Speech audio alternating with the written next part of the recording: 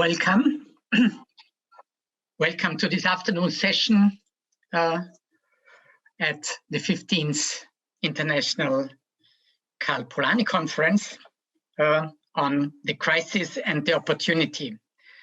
I have the honor to facilitate this event and to introduce Robert Kuttner to you. I assume most of you know him already, but in any case, as a short summary, he's an economic journalist.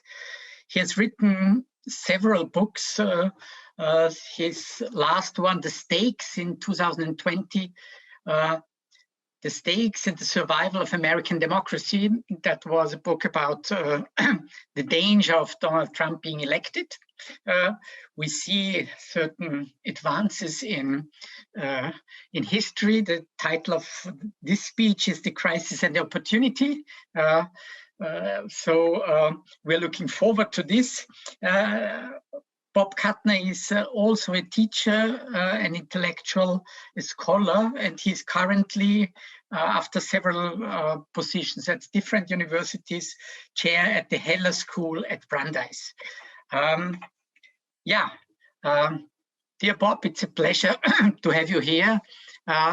Please put on the camera and start with your presentation. It will take about half an hour. You can ask questions via the FEA session, and I will then talk and translate them to Bob afterwards. Andreas, thanks so much. And thanks so much to all my Polanyi friends. I hope next year we'll be able to do this live. So for the moment, this is the second best. All of the democracies of the West are facing a massive political and economic crisis compounded by the pandemic and the related economic recession. If you look back several decades, there's a deeper crisis at work. The neoliberal policies that became common, that became epidemic in the 1980s, produced a loss of economic security for ordinary working people and reversed the tacit social compact that had been common throughout the West in the post-war era. In that era, there was a virtuous circle. Political democracy delivered for ordinary people reciprocated by having faith in political democracy and faith in the proposition that activist government could housebreak capitalism and harness a mixed economy for the benefit of ordinary working people. That began to unravel when the right came to power in the 1980s after the turbulent decade of the 1970s. And unfortunately, as we all know, when the center left came back to power in many of our countries in the 1990s, they did so embracing a kind of third wave rhetoric, a toned down version of marketized policies. And so the default of leaders like Bill Clinton in the United States, Tony Blair in Britain, Gerhard Schroeder in Germany, opened the way to the right because they allowed grievances to fester. And when regular people started looking for an opposition program, for the most part, they did not find it on the left. They found it on the nationalist right. And this intensified in the past 10 years after the economic collapse of 2008, where again, the center left was only serving up very moderate reform. And Obama really passed up the opportunity to restructure capitalism the way Roosevelt had. If anything demonstrated the folly of laissez-faire and the way free markets and market fundamentalism destroy lives of ordinary people, it was the collapse of 2008. It was a textbook case. But instead of using that textbook case to reclaim a kind of Roosevelt model or a social democratic model of managed capitalism, Obama and the Wall Street advisors around Obama decided that it was more important to restore confidence by shoring up the big banks rather than breaking up the big banks. And so despite reform programs like the Dodd-Frank Act, the business model of the big predatory banks sailed on pretty much as usual. And the big banks are bigger than ever. They're more profitable than ever. And ordinary people are more vulnerable than ever. And of course, there is a counterpart to this in Europe, maybe even a more serious counterpart, because in Europe, the project of harnessing capitalism in a broad public interest, as individual nation states did in the years after World War II, is hobbled by the European Union. 20 or 30 years ago, many Americans looked at the European Union as a kind of center-left project, and I think that was a mistake. If you look at the Maastricht Treaty, it gives primacy to free movement of capital, goods, persons, and services. And what this has turned out to mean is that the EU is just strong enough to constrain the ability of nation states to manage capitalism in the broad public interest, but it's not strong enough to insist that member nations that flirt with fascism, like Hungary or Poland, respect democratic norms. Most recently, we saw the weakness of the EU on display in the vaccine fiasco, where initially rivalries between France and Germany over which national company would be favored to produce vaccines, and then complicated by the caution of the Brussels bureaucracy, which put dickering over price and over the terms of liability ahead of getting rapid delivery of vaccines for the largest number of people. And so the EU lost 6 precious months, maybe more, while Donald Trump did the one thing that he did well, which was part and parcel of his life as a corrupt businessman. You take other people's money and you throw the money at an enterprise. And if it turns out well, you gain. And if it turns out badly, well, it's somebody else's money. And if the vaccines had been delivered even 3 or 4 weeks earlier, Donald Trump would be president today. There's an old saying, a stopped clock is right twice a day.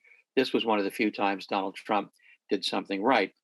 And I often recall a line by Hayek, who in the late 1930s, Friedrich Hayek said that he was in favor of European federation because with European federation, the member states would be weakened relative to the market, but the federation would also be too weak to govern the market.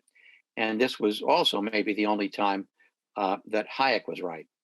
So here we have a crisis. It's an economic crisis. It's compounded by the weaknesses of our political and democratic institutions and their failure to deliver economic security and opportunity to ordinary people of the sort that we all enjoyed with slightly different particulars in the decades after World War II. And let me talk a little bit about the differences and the similarities. Ironically, although Brexit was going to be a fiasco, the fact that Boris Johnson has managed to have a competent vaccine policy has not only been his own salvation politically, but it's been vindication of his Brexit policy. Now, the United States, paradoxically, is a system where weak government was the project of the constitutional founders. The United States of America, after all, was founded as a rebellion against the British Crown.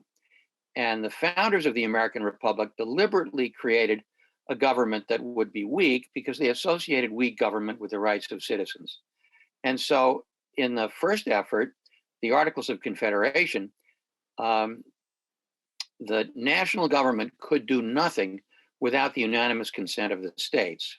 That proved overly weak, and so they went back to the drawing board. They had a convention in Philadelphia in 1787, and they came up with a document that strengthened the national government somewhat, but included all kinds of checks and balances to make it very difficult to govern. You could only govern if you had a very strong majority and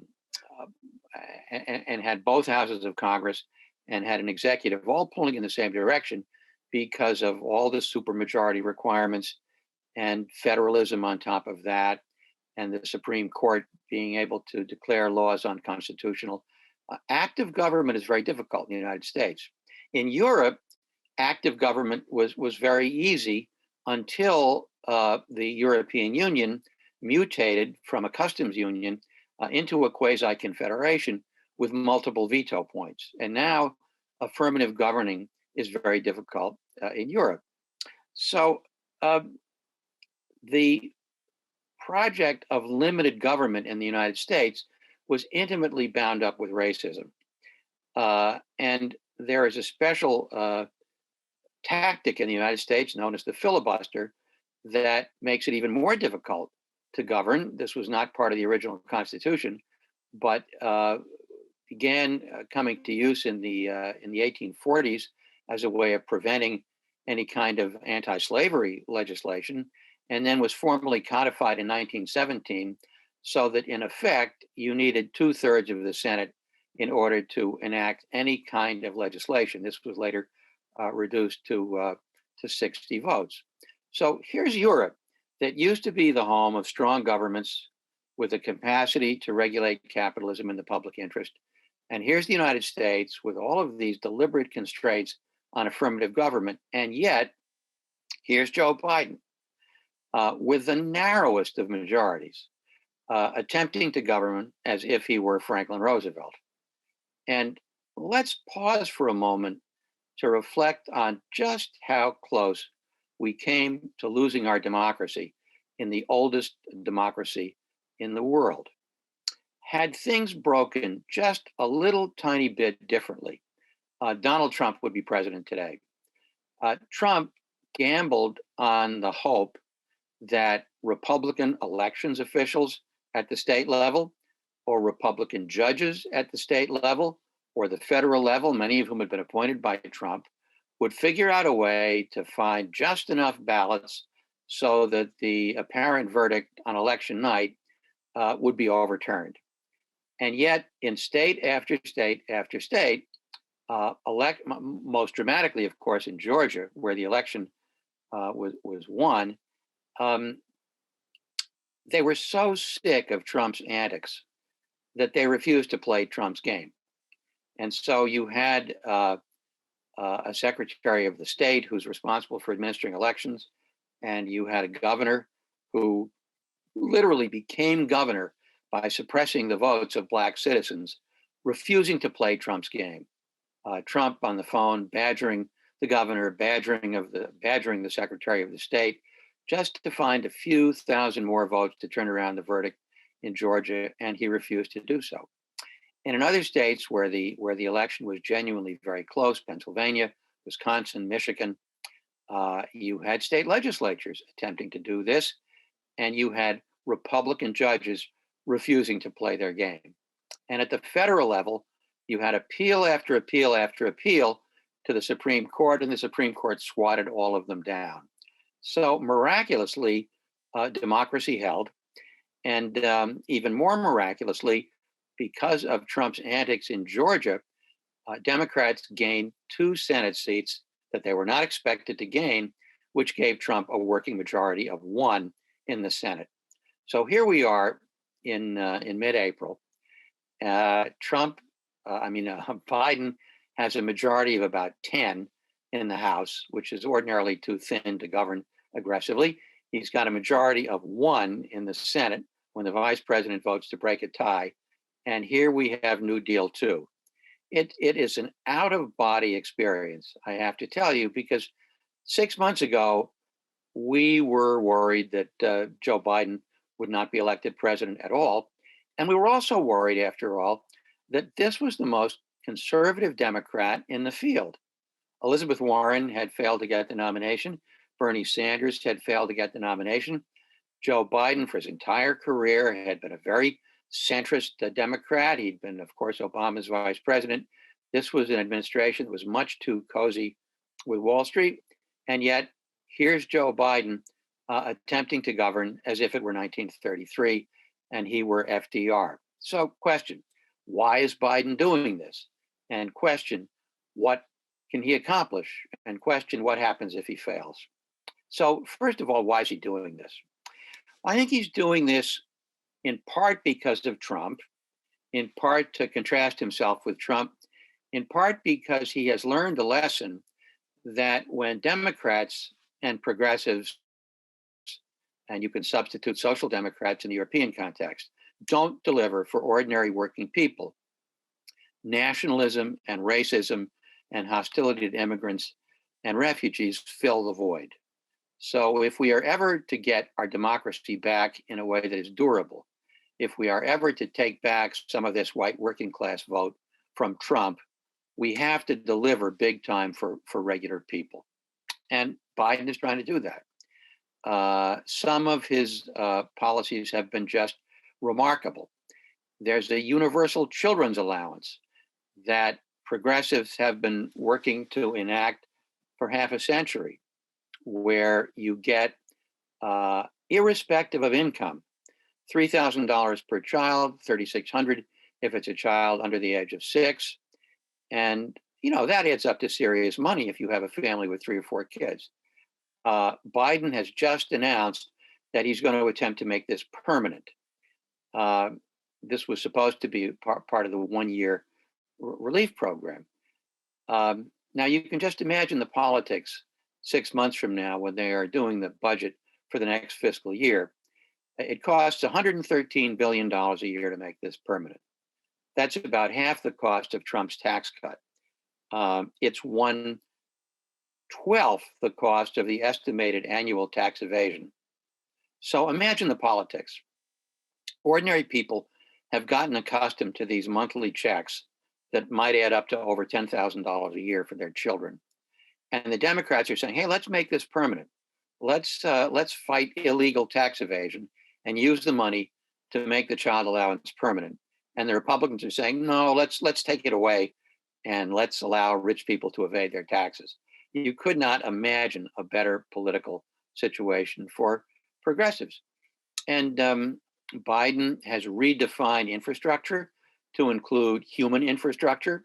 In addition to spending something like $2 trillion on deferred maintenance and infrastructure and green transition, he wants to spend another $1 trillion on things like universal pre-kindergarten, childcare, better treatment of old people, either at home or in nursing homes. And what's interesting is this stuff is very popular. There's a political scientist who I much admire named Walter Dean Burnham, who writes about a politics of excluded alternatives. When something is just not on the menu, it's not on the menu. And so you don't know whether it's potentially popular or not. When a president who has the reputation of being a sort of moderate guy, a centrist, embraces all of these far-reaching progressive policies, lo and behold, they turn out to be popular. And this really whipsaws the Republicans. The Republicans are whipsawed in a couple of other respects anyway. I mean, you've got Trump with the affections of a lot of the Republican base. You've got other Republican would-be Trumps trying to displace Trump as the standard bearer of the nationalist right. And then you've got anti-Trumps. So the Republicans are split 3 ways, and they're split a 4th way in a sense, because they don't know how strenuously to oppose these popular policies. And Biden is just going full speed ahead. And there's this parliamentary quirk that allows you to govern, notwithstanding the filibuster, with only 51 votes in the Senate if you make it part of the budget. And the Senate parliamentarian has ruled that almost all of these good things can in fact be part of the budget. And the parliamentarian has further ruled, even though traditionally you only do a budget once a year, you can do it more than once. So that's some of what Biden's doing and some of why he's doing it. I think the other thing that's really interesting is that although Obama would have us believe that he and Biden had a very close relationship, Biden let it slip that not once in the 8 years that he was Obama's vice president did the president and the first lady invite Biden and his wife to the mansion for a private dinner, not once. And so even though Biden was treated publicly with respect, privately his advice was pretty much ignored. And the Biden staff people, who were kind of the token progressives on Obama's economic team, are now running the show. And they are determined to do well what Obama did badly, namely to have a traditional progressive democratic program that uses the machinery of the state to help ordinary people. If you look back on the past 40 or 50 years, ever since Lyndon Johnson's Great Society, which was short-circuited by Johnson's war in Vietnam, Democratic presidents have been centrists. They've been much too close to Wall Street.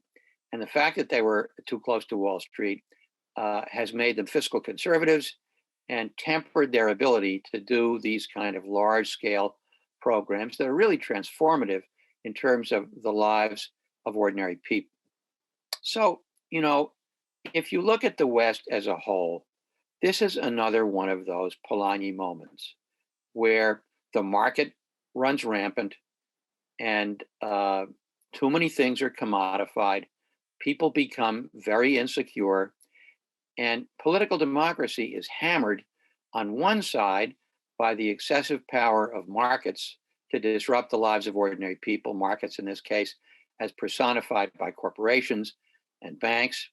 And then on the other side, you have the reaction to the excessive marketization, classic Polanyi double movement, where people, for lack of anything better, embrace ultranationalists, embrace neo-fascists, and scapegoat immigrants and scapegoat refugees.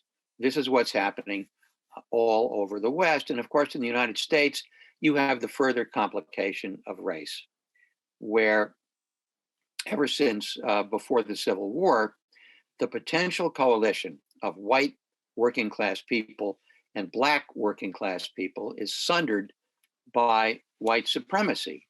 Martin Luther King famously said that as long as a white person believes that he's better than a Black person, that coalition is not going to come together.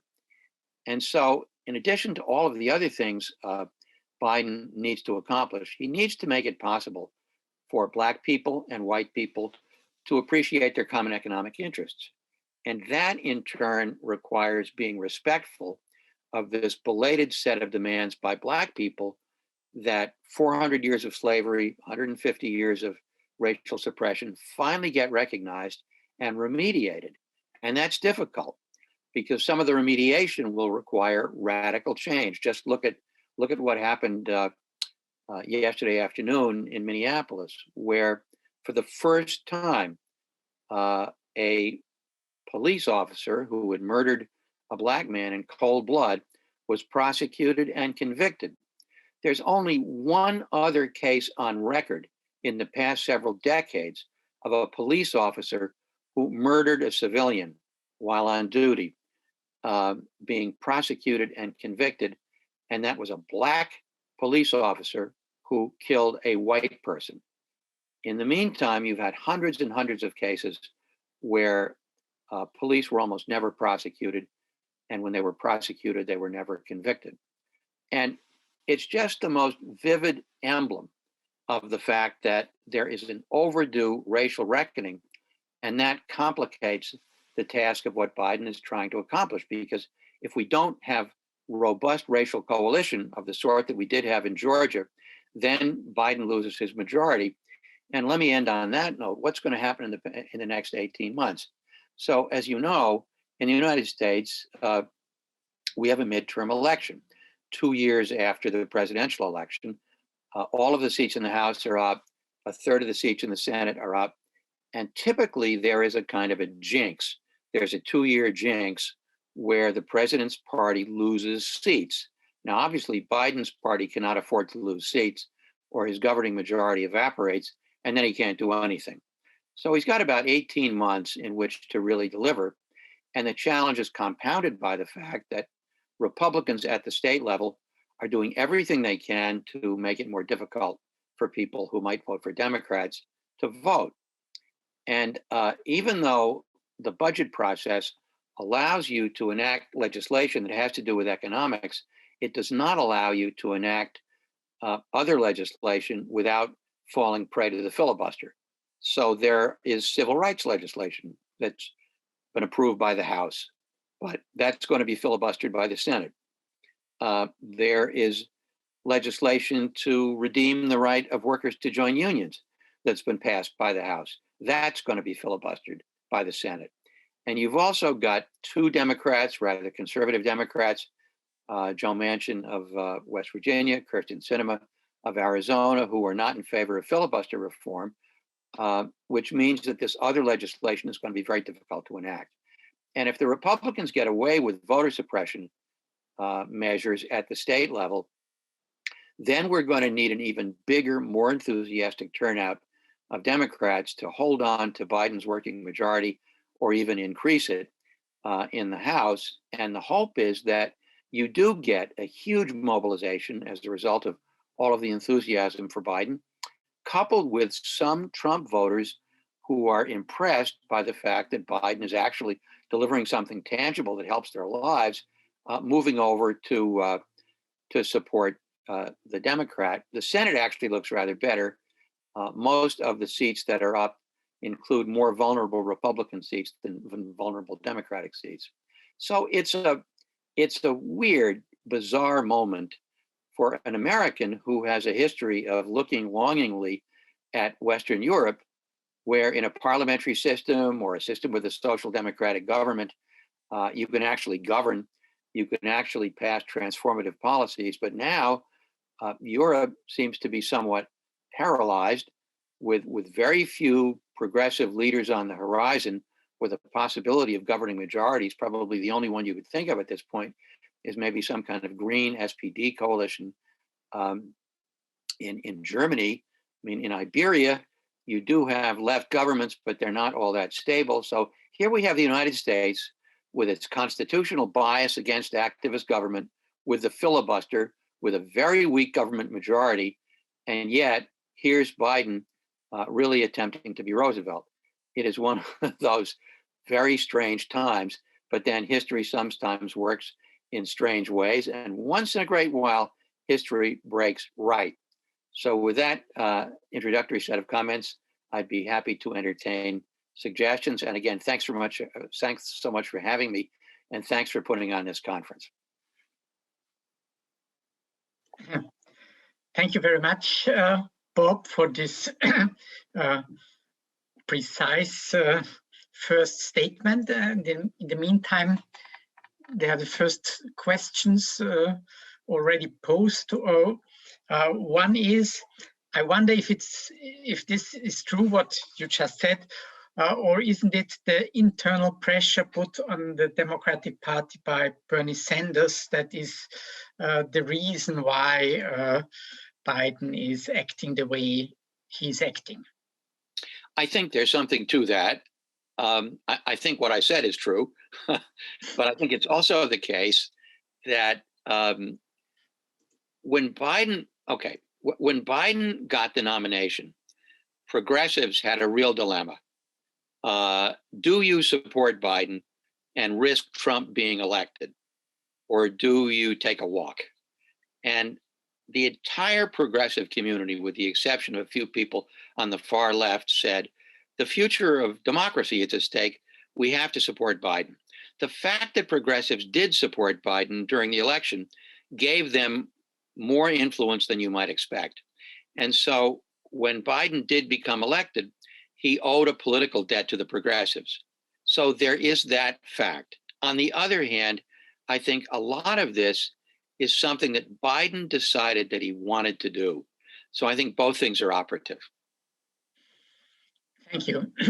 There was a question or a criticism when you said the US is the oldest democracy in the world.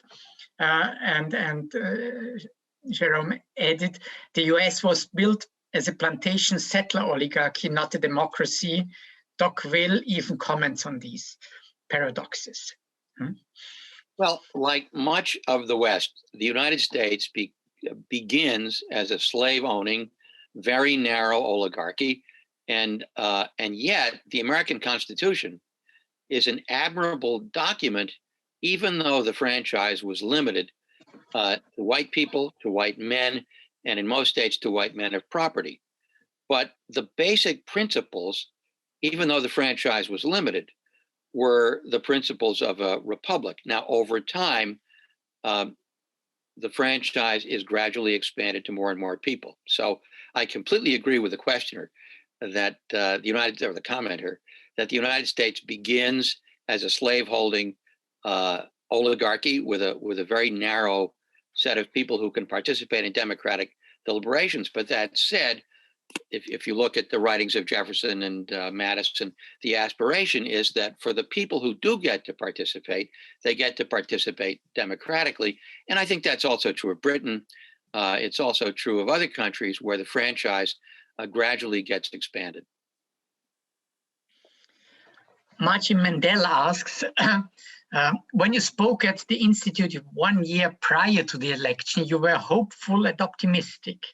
Do I hear pessimism today as the various barriers, especially filibuster and voter repression, will cut Biden off at the quick? You know, I must be congenitally optimistic because I see a great deal of hope in Biden. I mean, who in the world would have thought that Biden would embrace such a kind of socialist program or social democratic program or Rooseveltian program?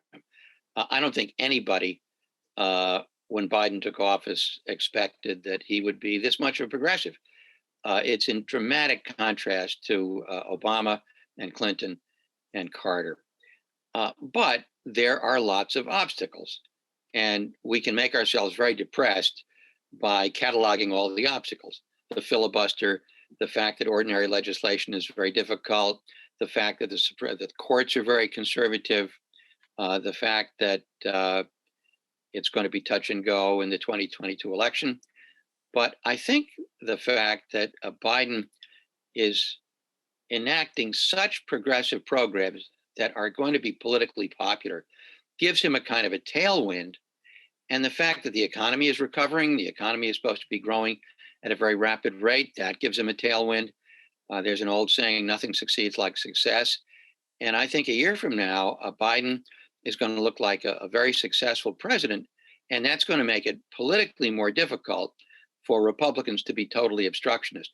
We're going to find out in the next several weeks whether he can peel off some Republicans to vote for some of these popular policies, especially when it comes to infrastructure, because a lot of these Republican states desperately need public investment.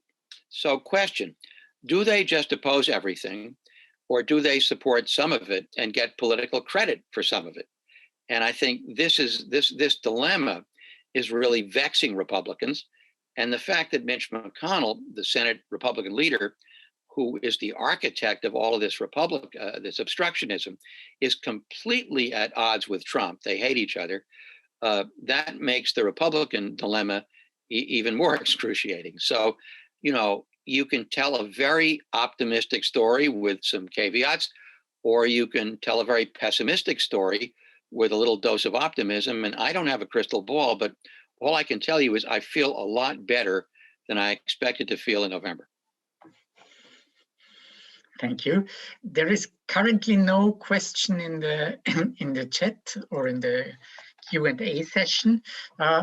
Just broadening the picture, looking at geopolitics and the relationships of the US to Europe, Russia, China, and the global South. Is this helping? Is this making issues more difficult? Well, Biden, of course, is mostly focused on domestic issues. To the extent that he's focused on foreign policy, he is a fairly mainstream, traditional foreign policy Democrat, except for the fact that he is doing what the past several presidents didn't do. He's actually withdrawing somewhat. He's withdrawing from Afghanistan. And I think that's both sensible and popular. I think he's repairing relations with Europe. I think he's trying to come up with a China policy that is one part economic nationalism and containment of some of China's predatory behavior globally, but one part avoiding an outright confrontation with China. I think that's smart. I think it's a radical break with the neoliberal trade policy of his predecessors. And yet Trump defined a more aggressive China policy purely in terms of belligerence and symbolism. Biden is trying to define a more nuanced China policy. Let me say something else about Biden's appointees. They have also been a very pleasant surprise. He's appointed progressives, a lot of people recommended by Elizabeth Warren or Bernie Sanders, to most of the key positions. And the people who come out of his own history in key positions are among the more progressive people from his old team. So that also bodes well. I think, Iran is a kind of a good case where he's trying to put the Iran nuclear deal back together. So he's about what you would expect, maybe a little bit better in reducing some of the American adventurism that characterized previous presidents, and maybe a little bit better geoeconomically. One other really important thing. Huge question about whether vaccines, whether they will just intervene and say that all vaccines should be off patent and should be in the public domain so that poor countries can get all the vaccines they need. And the drug companies have made so much windfall money off of the pandemic that the right thing to do would be just to put these vaccines in the public domain. Let's see if Biden does that. And as we are at a Polanyi conference, do you see any shifts with respect to hyperglobalization in different from the Obama stand in international economics? Yes, polar opposite, 180-degree turn. So the hyperglobalization was the preferred policy of Obama and, of course, Clinton, meaning that you reduce anything that can be characterized by a multinational corporation as a restraint of trade, meaning that you use hyperglobalization to make it very difficult to regulate capitalism. The people who Biden has appointed to the top trade positions don't believe that. They believe that the United States needs to reclaim some of its industry, some of its supply chains, not just for biomedical, but more generally, and that other countries have a right to do that. That if you want to govern capitalism, you cannot do it at a global level. If you have hyperglobalization, that makes it much easier for multinational corporations and banks to just overwhelm regulators. If you're going to regulate capitalism, it has to be done mostly nationally. And some of the policies that Trump put in place that are rather crude, Biden has not countermanded while he figures out exactly what the details are. So I think I'm really glad you asked the question because I neglected to mention that in my talk. This is one of the most dramatic and surprising reversals. Is it turning away from hyperglobalization in favor of the kind of sensible nationalism that we had during the post-war boom? I mean, during the post-war years, if Britain or France wanted to nationalize industries, they could nationalize industries. If they wanted to subsidize economic development, they could subsidize economic development. And of course, you have one legacy of that, which is the common agricultural policy, which is the one kind of ongoing violation of pure free trade within Europe. And I think a reversion to a modified form of globalization where there is more capacity for the nation state to regulate capitalism is exactly what we need. The leading intellectual who is more respectable than I am on this is Danny Roderick. And Danny Roderick has written the book on this. And I think the people around Trump are sort of pursuing a kind of Roderick modified globalism. Thank you. Margaret Summers is asking another question. The one area that Biden seems unwilling to venture is in Supreme Court expansion. Yet with the current conservative composition of the court, how are the early years of the New Deal not going to be repeated, namely the striking down of progressive legislation on the grounds of being unconstitutional, e.g. challenging absolute property rights? the same question holds for labor law reform. Well, okay. First of all, you have to have the votes. And the votes, there's a bill to expand the Supreme Court from 9 to 13. And you can make a case that that's a good idea, but the votes are just not there for it. I'm, again, a little bit of an optimist because the fact that that bill is there may give some members of the existing Supreme Court a little bit of pause. In 1937, there was legislation to expand the Supreme Court, and it failed, but it caused one key member of the Supreme Court to change his vote and stop voting down New Deal legislation. That was in one of the worst puns in the history of the world. That was known as the switch in time that saved 9. One guy switched his vote, and so the Supreme Court stayed at 9 people. So there's a little bit of that. Chief Justice Roberts votes with the liberals now more than he votes with the conservatives, and he needs to bring over one more conservative, and prudence may dictate that they do that. On the other hand, there are really two kinds of Supreme Court decisions that overturn legislation. One kind overturns it on constitutional grounds. The other overturns it because the legislation was not sufficiently clear in its intent. And so, for example, if Congress were to enact the so-called PRO Act, restoring the right of workers to join unions, that doesn't rise to a constitutional question. It's merely a question of legislative intent. So I think there's a fair amount that Congress can do that probably will not be overturned by the Supreme Court. And even though expanding the court might solve the problem, I think it's going to be very, very difficult to accomplish that politically. Okay. You are so precise in answering, and people don't pose questions that it really makes my job not that easy. Yeah, but we've touched on geopolitics, and you gave a quite positive picture on this. Going a step further, you asked for, you saw the potential of restraining hyperglobalization. What's your prediction on the relationship with China? That's a very big question. Let me describe what I think Biden is going to try to do with China. The first thing the Biden administration has to do is it has to decide which industries it considers strategic, either in military, national defense terms, or in economic terms. So let me give you a good example.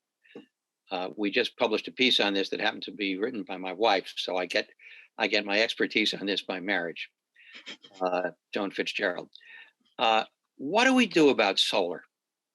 So we want to transition from fossil fuels to solar and wind as rapidly as possible.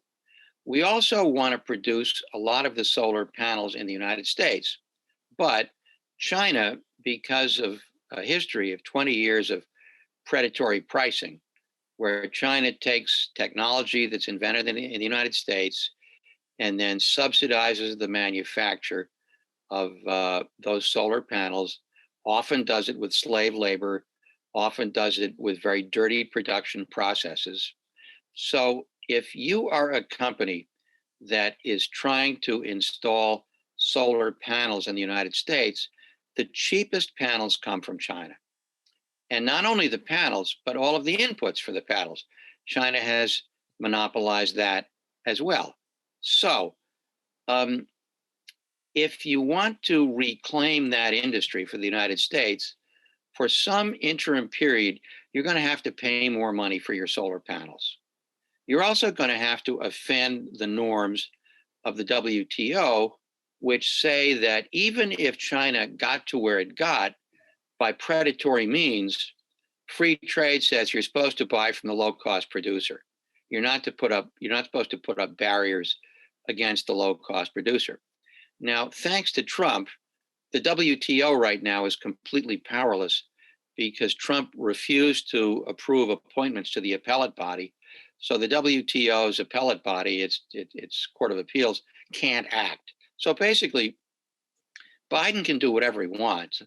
And the only thing China can do is either retaliate, but there's nobody to complain to. So here's the policy question. Do we appropriate X billions of dollars in a program of salutary economic nationalism to reclaim the solar industry, both on national security grounds and on industrial policy grounds, or do we keep buying from China? And then you can also ask that question when it comes to wind. And you can ask that question when it comes to production of rail cars. And you can ask that question across industry. And then you get into complications with Germany, right? Because Germany has a kind of soft industrial policy where Germany, even though it doesn't use tariffs, it doesn't use quotas, nobody has to tell German executives that what we want to do is make sure we keep the highest end stuff at home in Germany, and then we can import the inputs from, Slovakia or China or wherever. Germany just does that. Austria. Yeah, because Germany takes great pride in manufacturing. So then you get into a question of, well, okay, what if Germany subsidizes its industry by subsidizing its workers, and the United States subsidizes its industry with a more aggressive policy? What do you do when it comes to third markets, right? Who do third markets buy from? So this is very complicated. But I guess the point is the terms of globalization, and here again, I'm sounding like Danny Roderick, need to be renegotiated so that each country has more sovereignty in deciding how to run its own economy. Right now, China has simply arrogated that to itself and let the rules of free trade be damned. And the whole thing now has to be renegotiated. You've also got all kinds of geopolitical potential conflicts with China. But I think if we don't get ourselves into a war with China and we can damp down the kind of belligerent talk that Trump engaged in, I think the economic differences are negotiable. And I think that's what you're going to see Biden try to do. Thank you. So there are now two more questions, and I think that is even three. To what extent do you think that Biden's progressive policy agenda moves us closer towards Polanyi's necessary conditions for decommodification of labor, namely expanding rights into the sphere of the economy, very much along FDR's second Bill of Rights? Right now, labor is more commodified than it has been at any time since Roosevelt.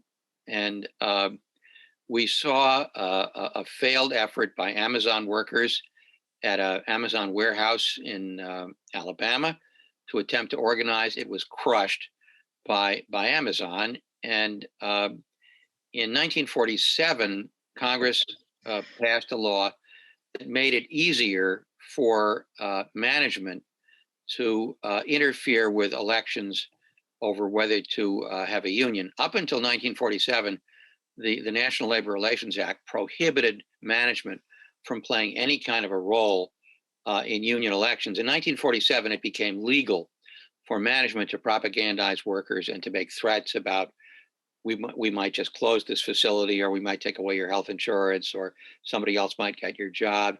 And so management has a very easy time intimidating workers.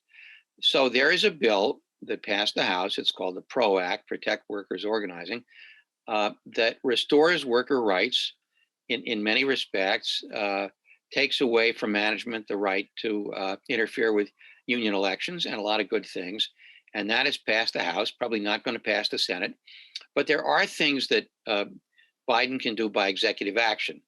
For instance, the Department of Labor has a lot of administrative authority to go after employers who steal wages, or who violate worker health and safety, or who misclassify workers as temporary or contract workers when they really ought to be classified as permanent workers.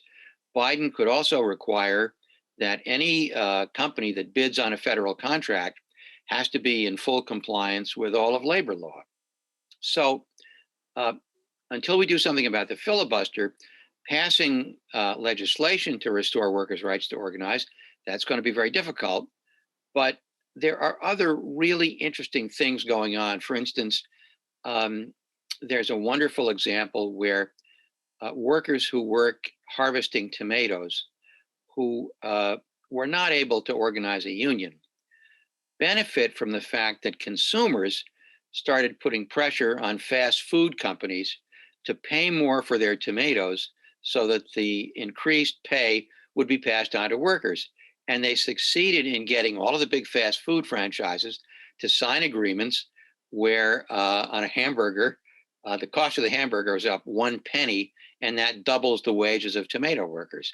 So there are creative things that you can do in this climate, but they're going to require Biden and his Labor Department using every bit of administrative authority that they have. It's also going to require a great deal of creativity on the part of organizers. The problem with the Amazon strike was that they tried to, not strike, but organizing effort, they tried to win this election too quickly. They sprung this on Amazon as a surprise, that they had gotten enough workers to petition for an election. And then they hoped that if they could have a very quick election, they might win. What they really should have done is they should have taken a year to really organize that facility and bring in organizers from all over the country and really make it a protracted campaign and put consumer pressure on Amazon. And they thought they could win a quick victory, and they just lost. So, you know, another lesson learned. My daughter says, AFGO, another effing growth opportunity. And that's what we're going to have with so many of these struggles. Another question from Marci. What future do you see for the EU given the turn to the right, the unlikely election of progressive parties, the anti-EU sentiment by the right? I ask this to you and to Andreas. So go ahead. I missed one word. Anti-what? Anti-EU sentiment. Anti-EU sentiment in Europe? In Europe. Yeah. So the future of the European Union.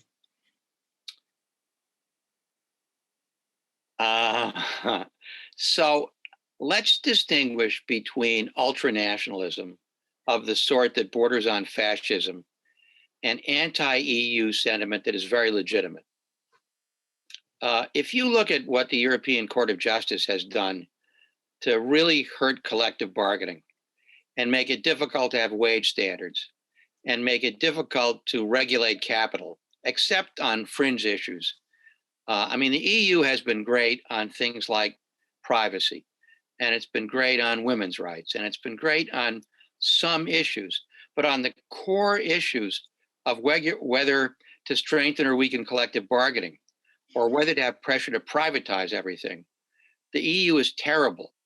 And so I think some of the criticism of the EU is legitimate.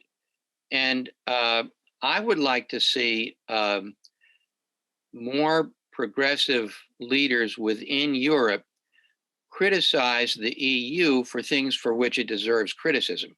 I think the kind of jingoistic ultranationalist opposition to the EU, I don't support. But boy, the EU presents such a fat target because it screws up so many things that the left fought for. I mean, I was not a particular fan of Jeremy Corbyn because I think he couldn't keep his argument straight. He couldn't quite decide whether he was for Brexit. He couldn't decide why he was against the EU and what he would have done in Britain if it weren't for certain constraints on the part of the EU. On the other hand, Corbyn's instinct that the EU was too much in favor of recommodification, I think, was basically right. And so you need a smarter, more nuanced criticism of the EU by progressives. I totally agree on this, so I can skip my answer. And there's one more question. We have 4 minutes from Brigitte Aulerbacher. Thank you very much for this amazing lecture.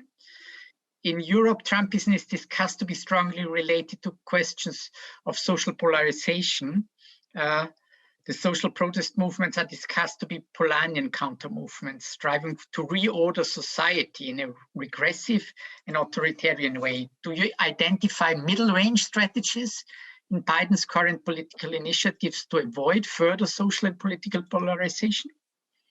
Well, I think the activist use of the state to create decent jobs, to use public investment, that's at the heart of Biden's program.